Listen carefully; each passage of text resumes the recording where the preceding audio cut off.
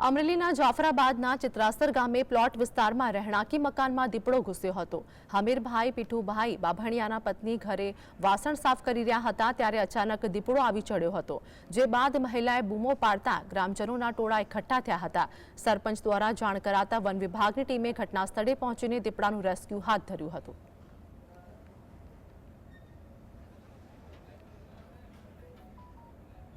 નીકળ્યો હતો અને અવારનવાર આ ગામડાના આજુબાજુમાં આવે છે ને આજે કે આ હમીરભાઈ પીઠુભાઈ બામણિયાના ઘરની અંદર ઘૂસી ગયો અને એના પત્ની જ્યારે વાસણ કરતા હતા ને એને ખ્યાલ પડ્યો કે દીપડો આની અંદર જ ગીડ્યો છે, એટલે અહીંયા બહારથી દરવાજો બંધ કરી દીધો અને એને ગામના આગેવાનો લોકોને અમને બધાને જાણ કરી, એટલે અમે બધા ગયા અને અમે પછી ફોરેસ્ટરને ફોન કર્યા અને ફોરેસ્ટરને બોલાવ્યા અને ફોરેસ્ટર હવે એને બેહોશ કરી અને રેસ્ક્યુ કરી અને એ લોકો લઈ ગયા।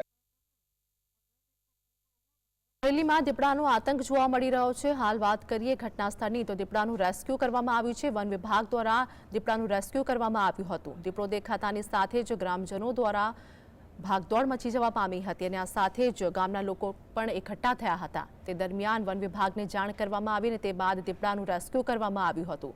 તો અમરેલીમાં દીપડાનો આતંક યથાવત જોવા મળ્યો છે।